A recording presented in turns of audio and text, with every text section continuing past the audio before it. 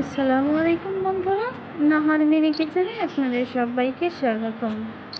আজ আপনাদেরকে দেখাবো আটা দিয়ে কিভাবে খুব সহজে নরম তুলতুলে নান রুটি তৈরি করা যায়।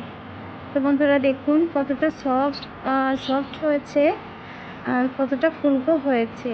তো চলুন কিভাবে শুরু করা যায় নান রুটির সহজ রেসিপিটা আজকে আপনাদের সাথে শেয়ার করবো। তো অনেক সহজেই কিন্তু আপনারা এই রেসিপিটা ফলো করে বাড়িতেই নান রুটি তৈরি করতে পারবেন।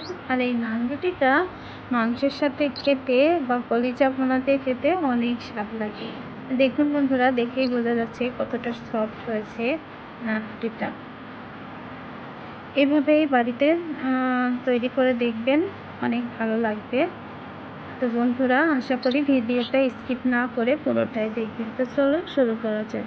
তো আমি এখানে 2 কাপের মতো আটা নিয়েছি, সাদা আটা। তো আপনারা ময়দা দিয়েও তৈরি করতে পারেন, যার যেটা ইচ্ছা তেমন করে তৈরি করতে পারেন। তো আমি দিয়ে দিলাম 1 চামচের মতো লবণ।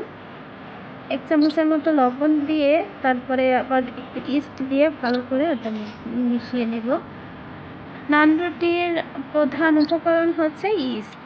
ইস্ট না হলে নান রুটিটা বেশি একটা ভালো হবে না, ফুলবে না, ভিতরে আটা আটা থাকবে, কাঁচা থাকবে। এই জন্য ইস্টটা দিতেই হবে, এটা স্কিপ করলে কিন্তু হবে না। তো বন্ধুরা, স্বাদ মতো দিয়ে দিলাম 1 চামচ চিনি। চিনিটা দিলে কি হয়, নান রুটির স্বাদটা দ্বিগুণ বেড়ে যায়। তারপরে আমি এখানে হালকা কুসুম গরম পানি দিয়েছি। গরম পানি যেটাতে আর কি আঙুল রাখলে দেখবেন যে সহ্য করে, এমনটা গরম পানি দিতে হবে। তো দিয়ে আমি আটাটা ভালো করে একটু মথে নিব। তো হালকা একটু মথে নিয়ে একটু তেল দিয়ে ওটা একটু সফট করে নিয়ে তারপরে একটা ঢাকনা দিয়ে রেস্টে রেখে দেবো 1 ঘন্টার জন্য। তো বন্ধুরা, 1 ঘন্টা ফিরে এলাম। দেখেন কতটা ফুলে ডবল হয়ে গেছে ডোটা। তো আমি আরেকটু ভালো করে মুখে নিব।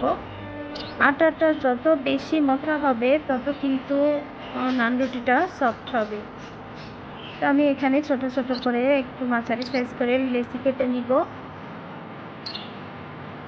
আপনারাও ট্রাই করে দেখবেন বন্ধুরা, খুব সহজে নান রুটি বাড়িতেই তৈরি করা যায়। বাজার থেকে কিনে না খেয়ে সহজে বাড়িতে তৈরি করে খেতে পারেন। নাস্তা তৈরি করতে পারেন, বিকালের নাস্তা বা টিফিনেও দিতে পারেন বাচ্চাদেরকে। তো আমি সবটা লেচি কেটে নিয়েছি। তো এখানে আমার টোটাল 4টা লেচি হয়েছে। তো এখন হাতের সাহায্যে একটু গোল গোল করে ঘুরিয়ে এটাকে একটা রুটির শেপ দিয়ে নিলাম। 4টাকে একসাথে শেপ দিয়ে পরে আমি একটা একটা করে রুটি বেলে নিব। তো রুটিটা কেমন পুরোটা রাখতে হবে সেটা আপনাদেরকে দেখিয়ে দিই। রুটির 4 পাশটা কিন্তু সমান, একই সমান হবে মোটাটা। নান রুটি সাধারণত একটু মোটা হয়, এই জন্য আর কি মোটা করেই রেখেছি। আপনারাও চেষ্টা করবেন, বেশি মোটাও হবে না, বেশি পাতলা হবে না, মিডিয়াম সাইজের হবে আর কি। তো আমি একে একে 4টা রুটি একসাথে বেলে নিব। বন্ধুরা, খুব সহজেই নান রুটি তৈরি করা যায়। এই রেসিপিটা ফলো করে আপনারা খুব সহজেই নান রুটি তৈরি করতে পারবেন বাসায়। তো দেখুন বন্ধুরা, আমার 4টা রুটি কমপ্লিট হয়ে গেছে বেলা। চলুন এখন এটাকে ভেজে নিব রুটিগুলো। তো অনেক আগে আমি একটা তাওয়া বসিয়ে রেখেছিলাম, ফ্রাই প্যানটা দিয়ে রেখেছিলাম, একটু গরম হলে তারপরে রুটিটা দিয়ে দিব।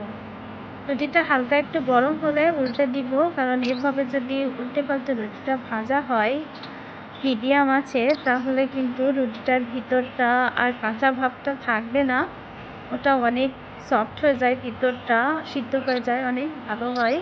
এই জন্য চেষ্টা করবেন মিডিয়াম আছে রুটিগুলোকে উল্টে পাল্টে ভেজে নিতে। তো বন্ধুরা, আমি একে একে 4টা রুটি ভেজে নিব আর আপনাদেরকে দেখাচ্ছি কেমন ভাজাটা হয়েছে।